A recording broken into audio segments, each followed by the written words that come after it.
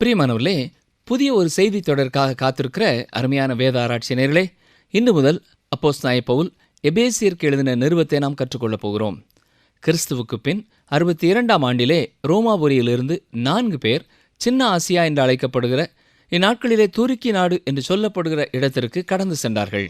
இப்படி வந்தவர்களிடத்திலே கிறிஸ்தவ அடிப்படை விசுவாசத்தை தெளிவாக சொல்லும் 4 கடிதங்களை கொண்டவர்களாயிருந்தார்கள். இன்று அவர்கள் உயிரோடு இருந்திருப்பார்கள் என்றால் அவர்கள் கரத்தில் இருக்கும் அந்த கடிதங்கள் மிகவும் விலையேறப்பெற்ற ஒன்றாய் இருக்கும். அவர்கள் அதிகமாக அறிந்திராத சிறை கைதி எழுதிய எழுத்துக்கள் அவர்களுக்கு முக்கியமானதாக தெரியவில்லை. அது அவ்வளவு முக்கியமான எழுத்துக்கள் என்பதை அறிந்திருப்பார்கள் என்றால் ரோமர்கள் அதை கைப்பற்றி அழித்திருப்பார்கள். அப்போஸ்தலனாகிய பவுலிடத்திலிருந்து விடை பெற்று கொண்டு அவர்கள் புறப்பட்ட பொழுது ஒவ்வொருவருடைய கரத்திலும் ஒவ்வொரு கடிதம் கொடுக்கப்பட்டு எந்தெந்த இடங்களுக்கு கொண்டு செல்ல முடியுமோ அங்கே கொண்டு செல்லும்படியாக கூறி அனுப்பினார். இந்த 4 பவுலின் கடிதங்களும் கர்த்தருடைய வார்த்தைகளாக இன்றைக்கும் வேத புத்தகத்திலே இருக்கின்றன. ஒரு ரோம பிரஜையாக தான் ரோம சக்கரவர்த்தியாலே விசாரிக்கப்பட வேண்டும் என்று கூறினபடினாலே நீரோ மன்னனின் விசாரணைக்காக காத்திருந்த நாட்களிலே பவுல் அப்போஸ்தலன் இவற்றை எழுதினார். இந்த 4 கடிதங்களையும் எடுத்துச் சென்ற அந்த 4 நபர்களை குறித்தும் அறிந்து கொள்வோமா? முதலாவதாக பிலிப்பி பட்டணத்திலிருந்து வந்திருந்த எப்பாப்பிரோதீத்து பிலிப்பியருக்கு எழுதிய கடிதத்தை எடுத்துச் சென்றார். இதை பிலிப்பியர் 4:18 வாசிக்கிறோம். இரண்டாவதாக எபேசு திருச்சபைக்கு எழுதிய கடிதத்தை தீகிக்கு என்ற கர்த்தருக்குள் உண்மையுள்ள ஒரு ஊழியக்காரன் எபேசு பட்டணத்திற்கு எடுத்துச் சென்றார். மூன்றாவதாக அப்போஸ்தலனாகிய பவுல் கொலோசே பட்டணத்திற்கு எழுதிய கடிதத்தை எப்பாப்பிரா என்பவன் கொண்டு சென்றதாக கொலோசியர் 4:12 வாசிக்கிறோம்.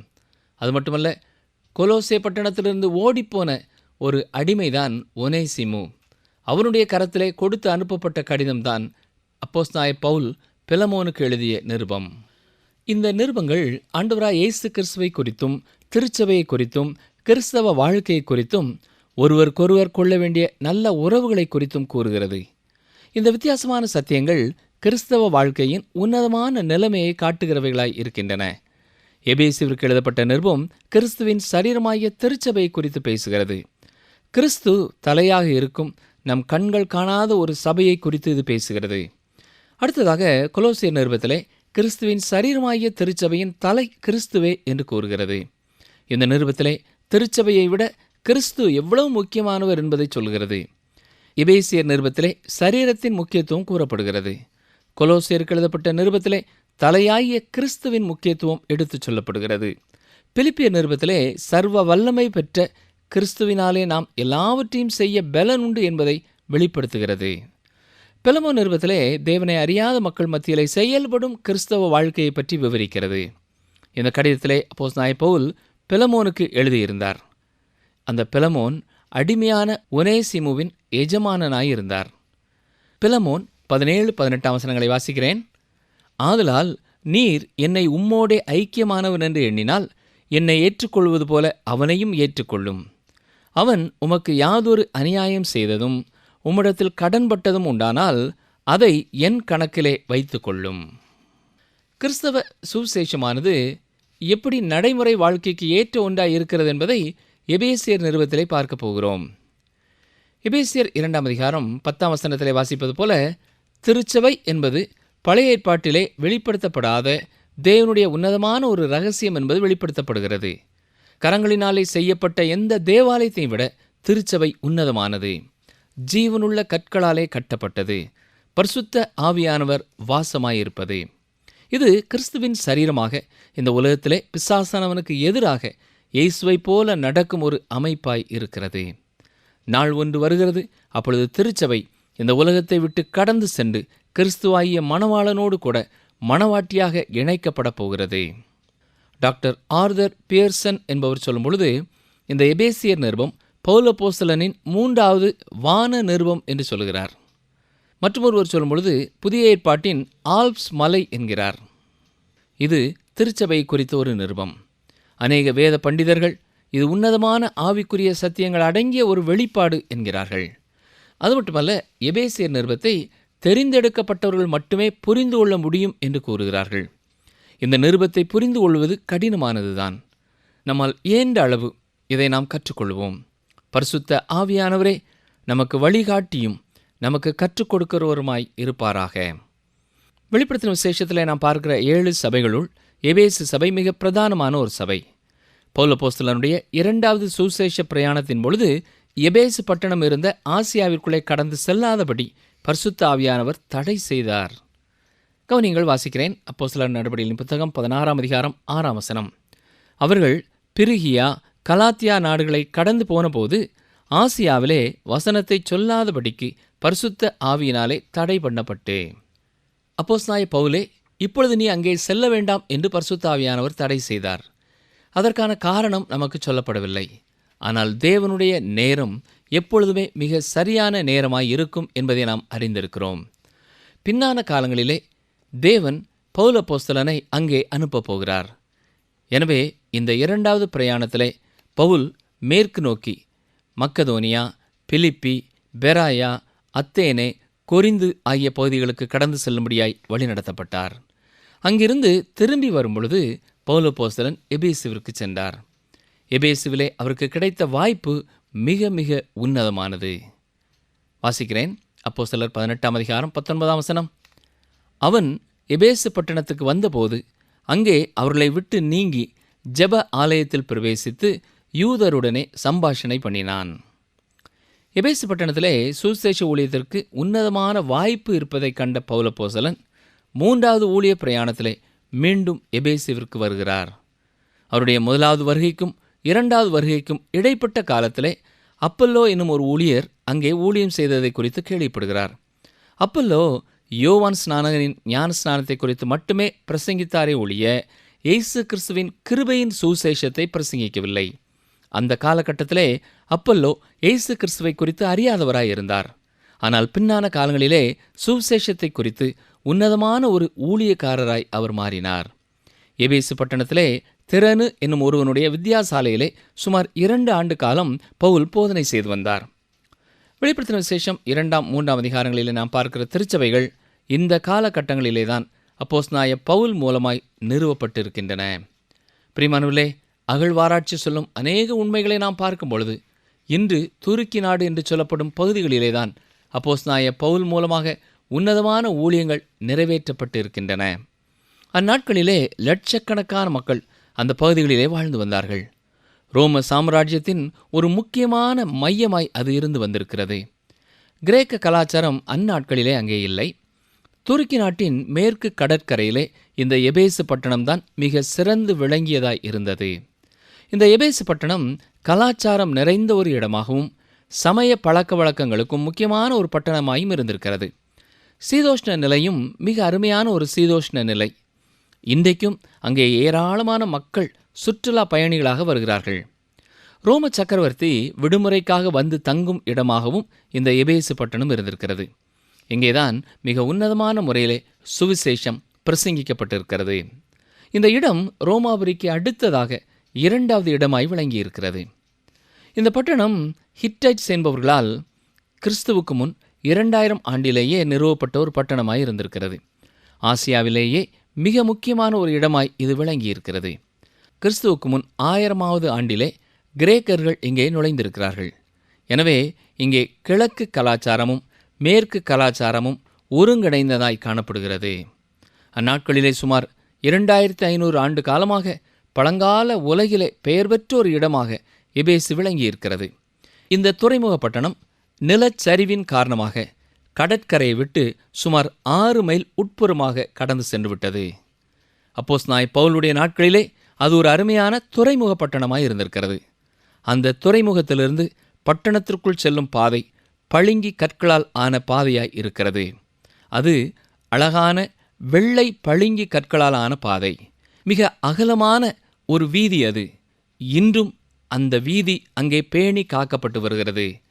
இப்பொழுது நீங்கள் அங்கே சென்றாலும் பவுல் அப்போஸ்தலன் பட்டணத்திற்குள்ளே நடந்து வந்த அந்த பாதையை நீங்கள் பார்க்கலாம். பழங்கால உலகத்திலே 7 அதிசயங்களில் ஒன்றான தியானாளின் ஆலயம் இந்த எபேசு பட்டணத்திலே தான் இருந்தது. கட்டப்பட்ட கிரேக்க தேவாலயங்களிலெல்லாம் இதுவே மிக பெரிய தேவாலயமாய் இருந்திருக்கிறது. 418 அடி நீளமும் 239 அடி அகலமுமாய் இது அமைக்கப்பட்டிருந்தது. அங்கே ஏற்பட்ட பலவிதமான நிலநடுக்கங்களினாலே அந்த தியானாளின் ஆலயம் நொறுங்கி கிடக்கிறது.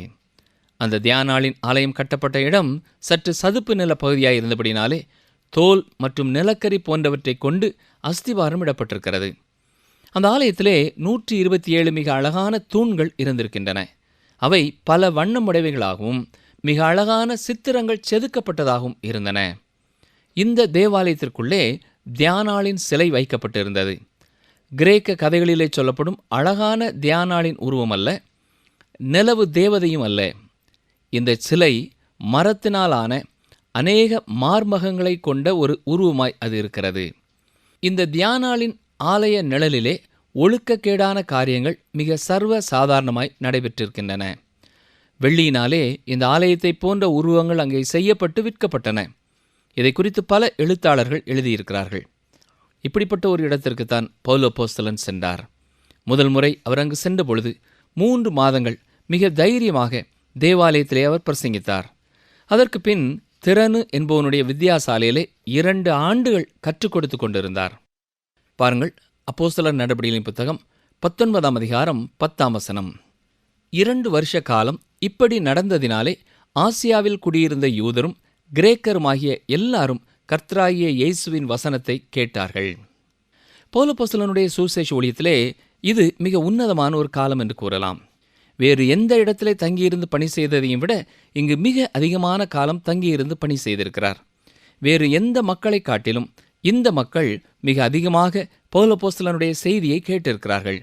எனவேதான் மிக ஆழமான சத்தியங்களை இந்த திருச்சபைக்கு அவர் எழுதியிருக்கிறார். கொரிந்து சபைக்கு அவர் எழுதிய ஒரு காரியத்தை கவனியுங்கள். வாசிக்கிறேன். 1 கொரிந்தியர் 16ஆம் அதிகாரம் 8ஆம் 9ஆம் வசனங்கள். ஆகிலும் பெந்தேகோஸ்தே பண்டிகை வரைக்கும் எபேசு பட்டணத்தில் இருப்பேன். ஏனெனில் இங்கே பெரிதும் அனுகூலமுமான கதவு எனக்கு திறக்கப்பட்டிருக்கிறது. விரோதம் செய்கிறவர்களும் அநேகர் இருக்கிறார்கள். அப்போஸ்தலனாகிய பவுலுடைய செய்தியினாலே தியானாளின் ஆலயத்தை வெள்ளியிலே செய்து விற்றவர்கள் வியாபாரத்தை இழக்க துவங்கினார்கள்.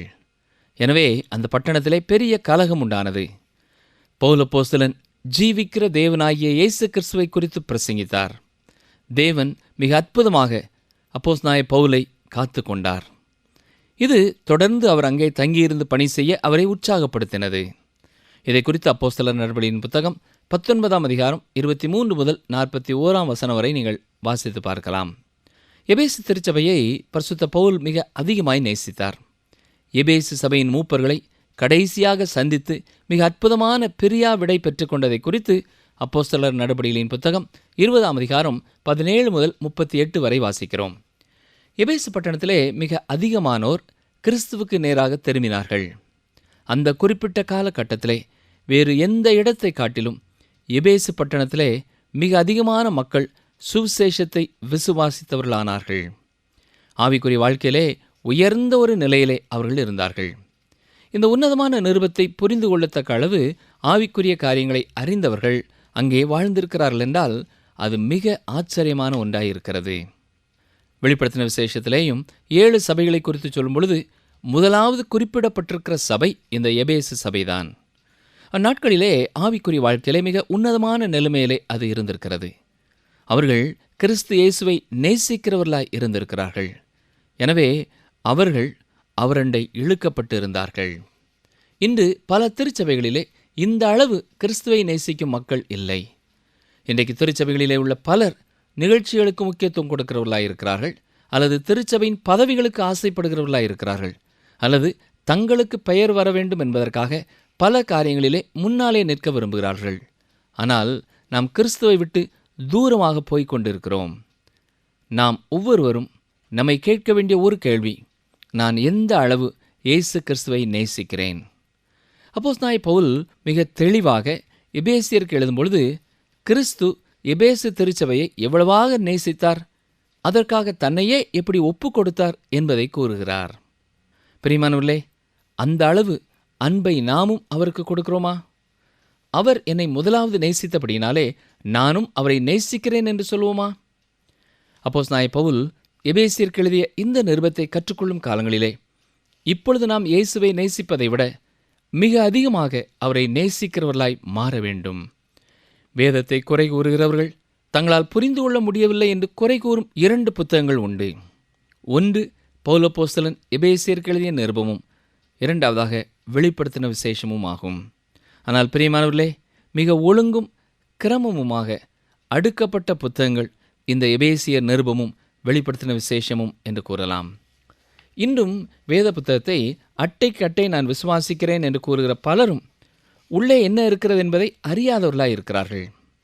அதை அறிந்து கொள்ள வேண்டும் என்கிற வாஞ்சையும் இல்லாதவர்களாய் இருக்கிறார்கள்.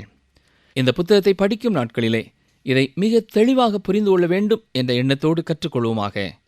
எபேசியர் நிருபத்தை அட்டவணைப்படுத்துவது எளிதானது. ஏனென்றால் இதிலே கருத்துக்கள் மிக முறையாக ஒன்றன் பின் ஒன்றாய் கூறப்பட்டிருக்கிறது.